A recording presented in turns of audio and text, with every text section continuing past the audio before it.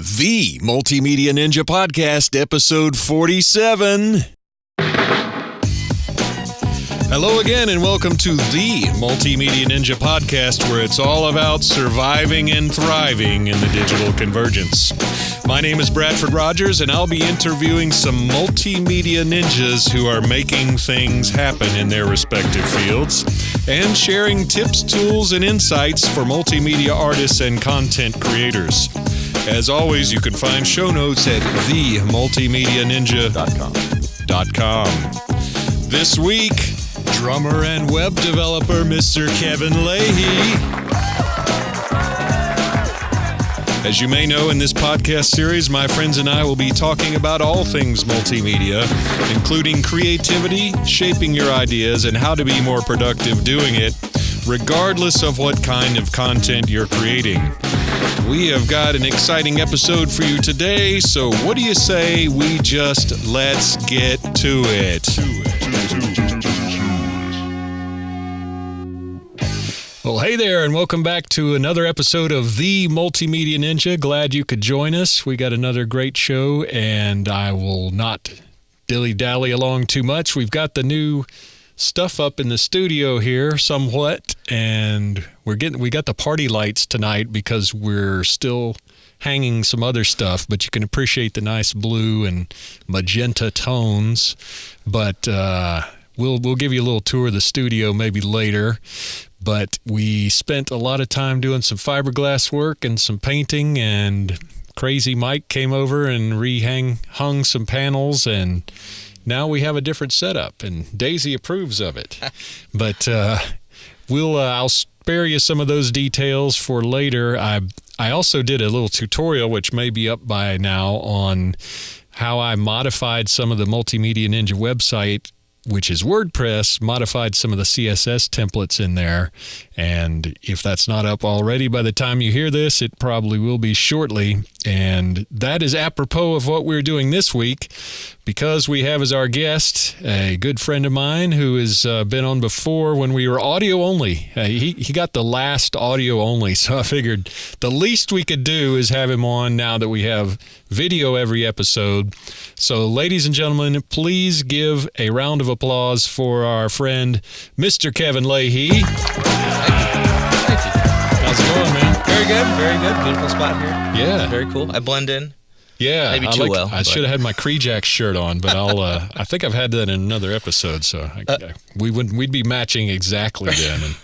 But very not cool yet. shirt. Next time we'll get there. So you just flew in from a rehearsal or something? What's going on today? No, I was coding. Today was keeping yes. the code alive, adding more code to the internet. Now, if somebody wants to get into web design at this juncture, would you recommend they start? How would you recommend, and would that include trying to set up their own WordPress site, or do you have a better path, or what do you recommend? I recommend taking a few different approaches somewhat simultaneously and see which one fits. Everyone's a little bit different. I think that places like Code Academy offer great short courses to kind of get you rolling, and they also have great contacts for job opportunities. I think the internet is filled with great tutorials. I would recommend not just grabbing the first one. That can be a hard way to learn something, especially something challenging like a programming language. Mm-hmm. But lynda.com offers a few. They should give me some money. That's right. I do like their stuff. And yeah. I've been using their tutorial on CSS styling very WordPress nice. sites. Yeah, and if you find one that works for you, it works. I think sometimes they're hard if it's the first thing you do. Mm-hmm. But Egghead is another great one for more JavaScript-focused projects, and those are great because they build upon each one in a way that makes sense to a front-end developer, JavaScript developer. But that's one side. Another approach that I liked, it was actually how I got started, is find something important you want to create a website for. And that will keep you going. Instead of just learning code or JavaScript or WordPress. You're creating something that you're hoping to share with the world. You know, it could be your resume, it could be your photo gallery, it could be a side business. But I think those are the kind of things that keep you going, and it helps you notice how other people are doing similar things. Nice. And then eventually you've got a site that's useful. Your band or your video business or Absolutely. Your books or your dog, anything, whatever, Yes. means something to you. And it, there's lots of other people that do that as well. So you pick up a lot of tips and, tricks from others out there as well. Right. Now, you mentioned JavaScript, and also last time you mentioned a couple of things people may have heard of, and I'm going to play dumb because I am in this regard. I almost know what I'm talking about.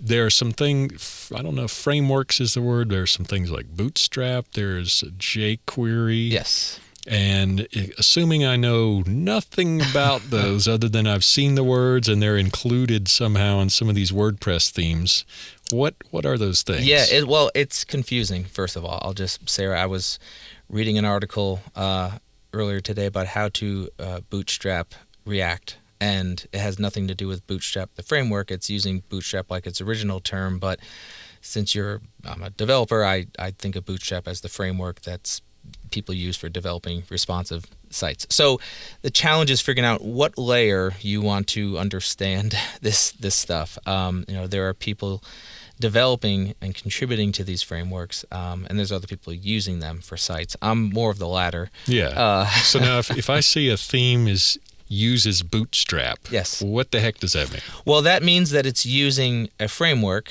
to accomplish the challenging task of ensuring that your website looks the best it can in any device and browser possible, whether it's a So it's phone, responsive. a tablet, responsive. Okay. Yes. So basically, there's a grid system and a grid network, and there's some. It just takes like a little. grids. Yes. Oh, yeah, and it's great because you're, not just designing and developing for what looks good on your computer. You're ensuring that the content will not fall off the screen on someone's iPad or stack in a strange way on an iPhone if they turn it sideways. And Now, what about when I'm on my iPad, etc., and I'm hitting the little thing that says disable JavaScript? What? You lose. That shuts everything off. Well, yes, years ago it was a scary thing that this dynamic code could show up in your browser, and there's true risks with it. True risks with some of the malicious code out there. I've seen some scary presentations where people show you how you can use it for evil as opposed to good. But fortunately, people are combating that, and it's the ongoing effort between hackers, good and bad, and these systems. But there's some limitations, especially in we've talked about responsive design before. I've been lately doing more work with responsive emails, just making sure that an email gets delivered and displaying properly on whatever device you have. And since you can't use JavaScript because the email clients will strip it out completely as opposed to a web browser, you're really relying a lot on CSS. But JavaScript is becoming almost ubiquitous in areas that weren't using JavaScript just a few years ago. Node.js is a server-focused framework, and there's Node Package Manager and all these. It's funny. It's so hard to articulate, as you can see, all that can be done with this. I feel like I keep thinking I've conquered the iceberg, and I'm on the tip of it, and then I realize it's even a smaller tip than I even imagined. I suspect you have gone way beyond what most of our ninjas are like. What the what? Well, that's why I go back to the drums. It kind of centers me. Right, so. Right. Speaking of which, before I forget, you have a record out. I do, yes. For I believe it's in Grammy consideration this year. We'll see. It's exciting. It was a huge effort last year to create it. It was a record with the Atlanta Pops Orchestra and John Driscoll Hopkins from the Zac Brown Band. Yes, sir. And John and I have been trying to find a way to coordinate a performance with the orchestra. I've played with the orchestra for about 10 years and love it. There's nothing better than playing kit with 30 other musicians on stage. But we couldn't figure out our schedules, and I think it was the December of 2014. He said, "You guys ever do a Christmas record?" And I said, "Well, no, let's do it." So working on the arrangements, choosing the songs, getting mechanical licenses, doing the artwork, coordinating all 30 musicians to be in the studio at the same time, finding a studio that can, fit all of us. I think we maxed out all the headphone inputs that they had at the studio where we recorded, getting it mixed, getting it mastered, getting all the, we were able to get it out pretty amazingly before last Christmas season. And it was great. We were able to do a number of shows with John and able to make some sales and get the record out. But this year we actually had time to do a little preparation. So we kicked it up again in the spring. We produced a double vinyl LP version with a few new bonus tracks. We've got a few shows with John, and the orchestra is going to do a few shows on our own. We have a show with Balsam Range, which is one of the bluegrass groups that collaborated on the record, and we're doing a show with them at their music festival in Lake Junaluska, North Carolina. I've been there. Yes. Yeah, that's right near where my dad's folks are. Oh, from. very cool. Well, they'll have to come out December 2nd to the show. Okay. And it's exciting because it's a smaller orchestra. We're not as large as your typical symphony orchestra. Right. But that makes us a little more nimble and a little more adventurous. So doing a performance with the bluegrass group at their art and music festival is exciting to me because it's uncharted territory in some ways. Right. So did you you got an MP3 that we can play? Maybe? Yeah. We'll play it right now. Let's cue. And do you have a particular track in mind, or I'll hit one at random? Well, I think actually mentioning the collaboration with Balsam Rage, I think this version of What Child Is This is my favorite. It's John and the guys in Balsam Range came up with this, and it was the one track at the studio that we actually recorded to listening to the Balsam Range part and their arrangement. So it was fun to take a leap of faith that it was all going to work out after they already did their part. This better be better than the Peanuts version. It is. So here's What Child Is This then. Since we're in early fall, let's tee that up right now.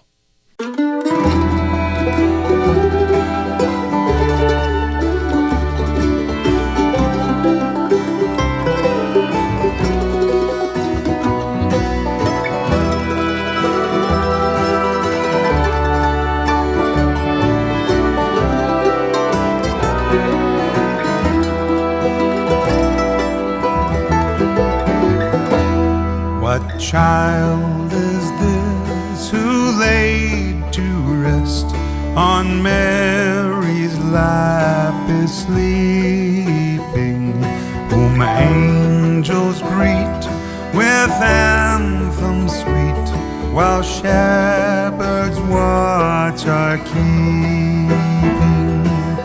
This is Christ the King, whom shepherds guard and angels sing.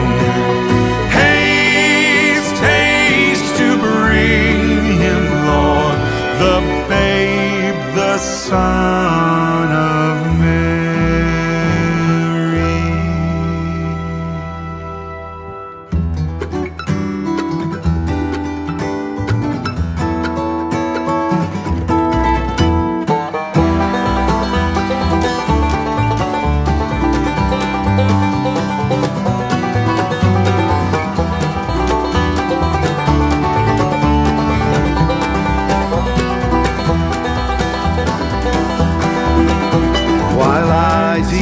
Such mean estate, where ox and ass are feeding, good Christian fear for sinners here, the silent word is pleading.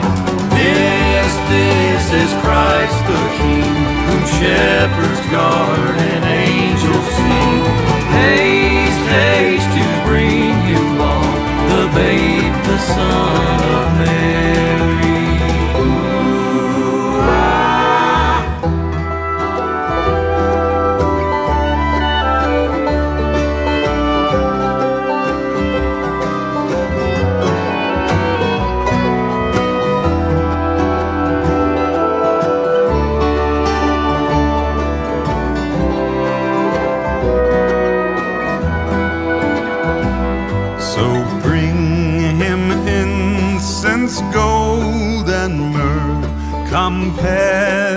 king to own him.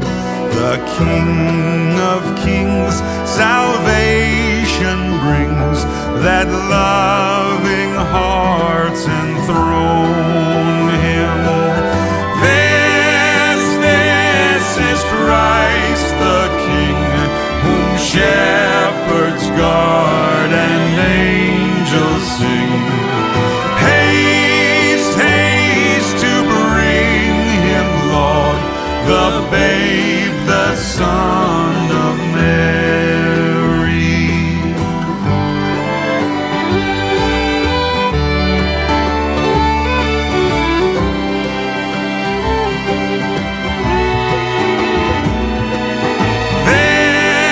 This is Christ the King, the babe, the Son of Mary.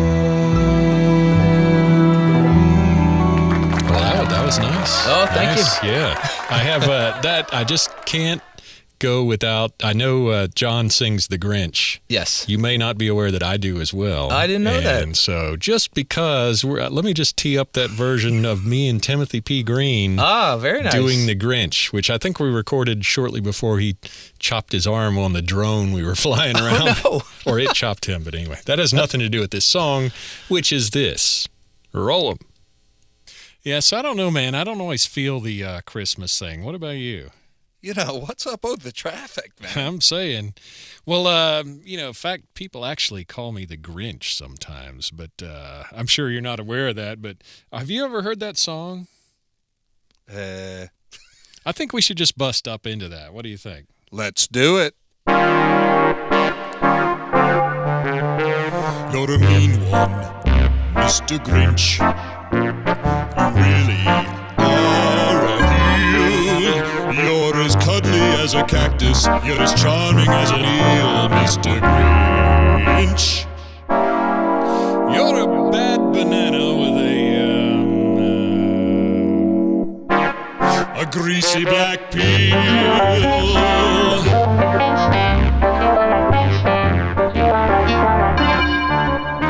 You're a monster, Mr. Grinch. Your heart's an empty hole. Your brain is full of spiders. You have garlic in your soul, Mr. Grinch. I wouldn't touch you with a 39.5-foot pole.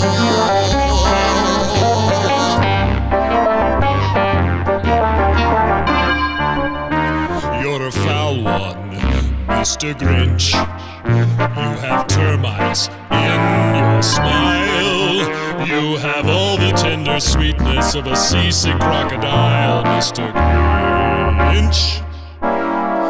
Given the choice between the two of you, I'd take the Seasick crocodile.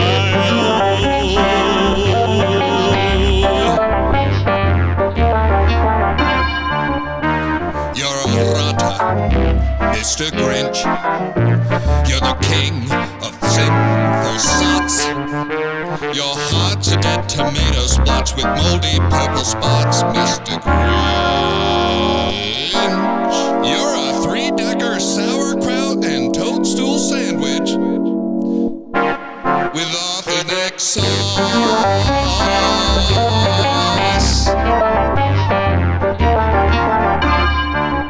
You nauseate me, Mr. Grinch, with a nauseous super nos.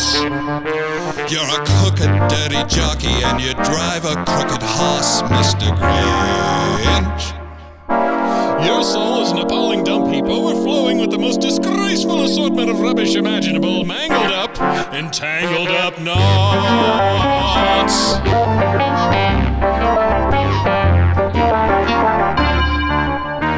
You're a foul one, Mr. Grinch.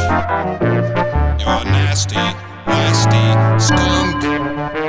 Your heart is full of unwashed socks. Your soul's full of gunk, Mr. Grinch.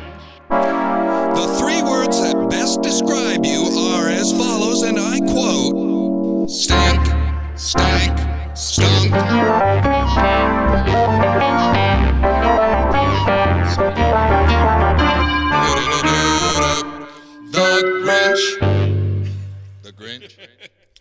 Well, if that doesn't get you in the holiday spirit We're ready. in early fall, I don't know what will. Pass the eggnog. I'm ready. Yes, sir.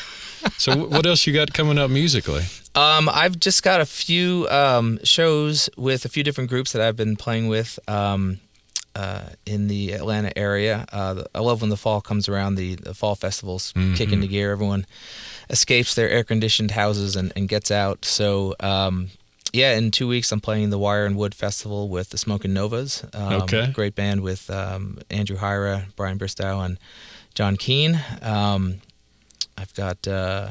Anything where you're wearing a spacesuit playing vibes? Or Not that I Not know at of. the moment. However, the King Size Holiday Jubilee will be happening in December at the Variety Playhouse. So, Okay. spacemen have shown up before. If you Never see know. Chris Dale, tell him hello. Oh, sure, of course.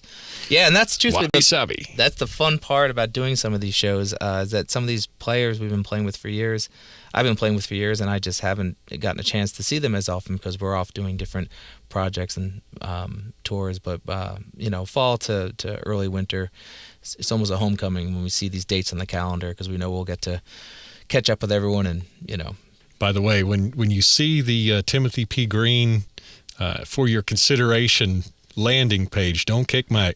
No. Where's my beep? Uh-oh. Oh, well, it's a space. Yes. Because it's going to be quite primitive, I think. Well, it's challenging because, again, that's a great example of you have a goal you're trying to accomplish. You want people to be able to hear and experience this music as quickly and as fully as possible. So if they have a brand new Samsung phone that you've never seen, well, you want to trust that when they get the email, click it open, page loads quickly, and that it's very Yes. obvious what to do. So that's the beauty and the challenge of this is that the more you know how to code, the more you know how to take things away, and you're not dependent on some heavy theme that has thousands of lines of code that you're not using. But you're also able to add in certain elements that support that user experience that you're going for. Right. And it might be a flashy play button. It might be clear text that says what to do. But that's or a different. short code for SoundCloud embed. That's true, and that's it as well. I'm seeing SoundCloud everywhere now, and Uh-huh. it's amazing. Some people are using it well, and some people aren't. Yeah. It's it's. I think we're just going to get her done this That's right. week. That's a good way to my go. kicker is that if I want it to, I don't want to have Timothy P. Grid whatever / Grammy Foo / Right. index.html. I just want to say /listen or something. So I had an HTML page, landing page that I could just stick in the domain. Right. If we want to address it with index.htm or .html, I was assuming I need to go do it as part of the WordPress site, but get rid of all the navigation, the sidebars, and Right. all that on that particular page because I don't want people navigating back to the Sure. site. So then I got to figure out all that stuff. And there's a few ways to accomplish that. One way is to, on that specific page, actually WordPress will give each individual page a unique class. So in your CSS, Right. you find out what that Right. class is, and whatever element you don't want there, you put display none. And that way, you're still using WordPress. You can even adjust the URL so that it's something memorable. Which I will be doing. Yes, and that's very helpful. That way you aren't getting some URL of gibberish that Right. is condensed and not memorable. But having something memorable will hopefully garner more users to click on it and get into it. And I'll just use Pretty Link just to say Yes. that equals this. you know. Absolutely, yeah, and that's another. And those help you track opens and and that I love the experimentation of all this. You don't know what exactly is going to work, and lots of experts will tell you what always works, but your audience Doesn't is different always, from yeah. other audiences. That's a good time to remind people to see any episode on this podcast. Since we use Pretty Link, all you got to do is type in themultimedianinja.com / the episode number, and we've got a Pretty Link. Oh, good. Because normally the link, if we say, episode 40 whatever, Kevin Leahy, etc., there's a thing with first the native link is actually /content equals Yeah. 127 or something. You let the computer do the work. That's no good. Right. And then it does another one human. friendlier that Right. has sort of your title with hyphens, but long. Yeah. But then you use Pretty Link and you can just say, this is the multimedianinja.com /47 or what have you. Yep. And bam, it takes you there. No, You track it. That's the human side of the user interface. Yes. There's a human on the other side that you want to reach. So I fortunately, also we're still signed human. up. Oh, yeah. I signed up on Bitly, too. Yeah. bit.ly. And I registered a short domain name. Oh, nice. So now I have custom short links that are like tmn.show/ Ah, whatever. very good. So for everybody keeping score there. Yes, and again, these are solutions to problems that people had a few years ago. That- It was That we didn't even know we had. right, and then someone found a solution, and everyone jumped on Right. board. So Speaking of Timothy P. Green a minute ago, I'm going to have to play, because talking about this for your consideration, his record that I may or may not have produced is also in the bin, in the hopper, in the what have you this year for alternative album, unless they decide it's some other kind of music, space music or what have you. But we have a little political ad I created in After Effects just to honor this whole political season. So I think I'm going to run that right here. Timothy P. Green says he wants your consideration for Best Alternative Album for his so-called record, Birds Had Flown. But can you really trust him? What's he really after? He's been spotted drinking alcoholic beverages in public and hanging out with suspicious individuals. Worst of all, doing this. Guess we'll just cross that bridge when it comes. Well, I guess we'll just cross that bridge when it comes.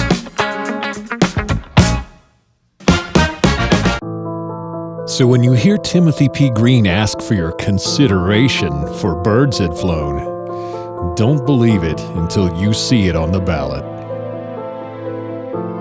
Paid for by the Committee for the Non-Defamation of Flags, Puppies, Moms, Apple Pies, Baseball, and All Things American.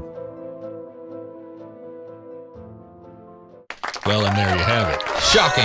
Yes. I don't know if I'd trust that guy at all.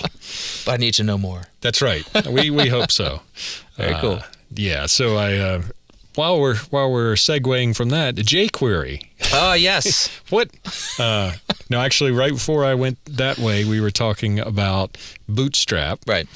I also see a lot of references in WordPress, for example, to jQuery, and like this theme is built on or includes jQuery. I'm going to assume that is a library of scripts and such or code that makes really cool graphics tend to happen. Yes, and that is a good way to put it. Probably better than I would be able to put it, because again, it's something I use often but don't often speak about, so it's sometimes hard to articulate. But it is different than a framework. It's a library because it's a huge, ongoing, growing list of classes and methods that you can use to do amazing things. So now that Flash is no longer a cool thing, Right. many animations and transitions and features on sites are either using jQuery or some of the other tools that are similar, or libraries similar to it.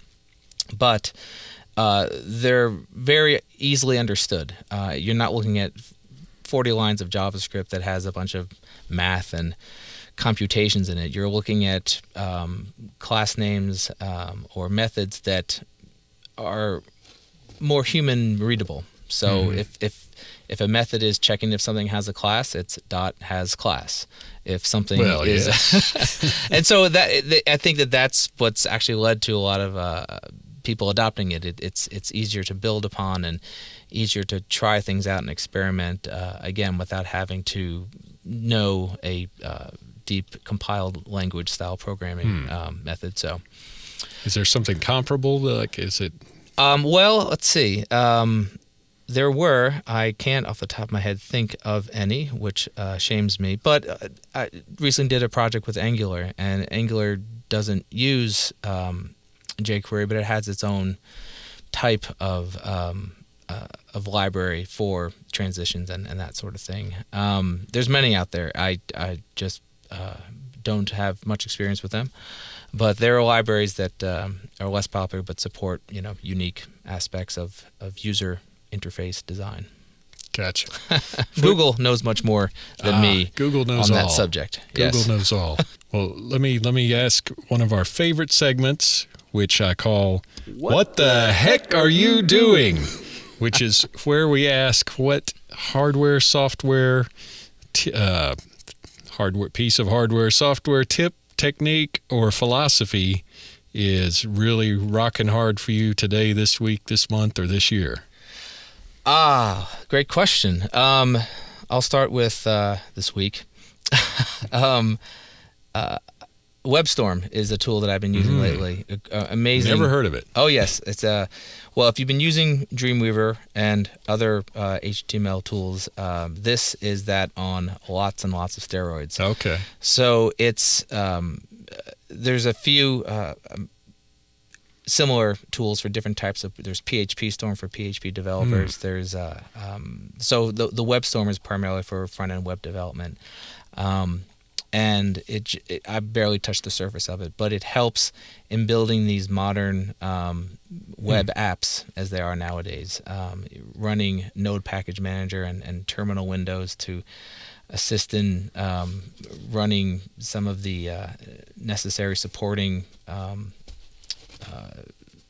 executables that you need to use to keep your project moving along. And there's just a lot of hints, a lot of plugins, a lot of support within it. This IDE, that's IDE is, what is it? Independent Development Environment. I forget exactly what, but we'll Google that one as well.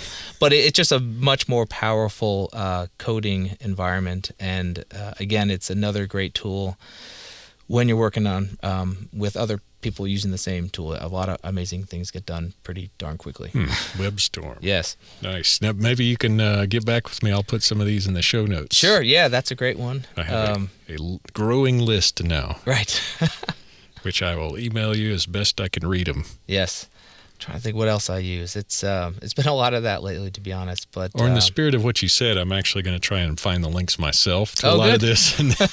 You may find completely different things, but maybe equally as good. Just to wrap up some of these, what the heck are you doing? Yes. You mentioned you've been enjoying some resources lately on keeping your brain fresh in terms of subscribing to email stuff, other than the Multimedia Ninja, of course. Well, yes, of course, that's the main source, but there are a few others out there on the internet. They go a little deeper. Yes. Well, and that's it. It's amazing. I the majority of my skill set is in the front end development world. It's HTML, CSS, and JavaScript for building beautiful user interfaces. But I'm amazed, over the years, there's just new ways to communicate some of the latest stuff out there. There's many more that I probably will discover in the weeks to come that I'll love even more, but just JavaScript Weekly is a great weekly refresher on what's happening new in the JavaScript world. Email on Acid is a great online tutorial. I'm sorry, what? Email on Acid, yes. Yeah, it's this brave new world of designing responsive emails and overcoming the challenges of these brand new devices and clients so that I know we all get too much email every day, but you might as well have your email look good and legible and use some of the latest technologies to make sure your message gets across. True that. Man, well, I think the Admiral's almost back, and I'm going to have some lunch shortly. So all right. you are cordially invited to have a adult beverage if you like as well. But in the meantime, very much appreciate you dropping by. Well, thanks for having me. I'll know to wear a different colored shirt next time. Red is you awesome. Have me back. We like red. But ladies and gentlemen of the virtual studio audience, please give it up for Mr. Kevin Leahy. Thank you.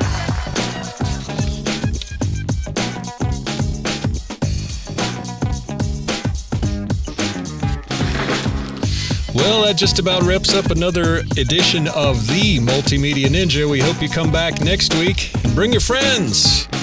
Don't forget you can subscribe to the Multimedia at themultimedianinja.com, where we now have video and audio of every episode. I will leave it at that since it's Monday night. It's a school night. But do some good work this week, and we'll catch you next week.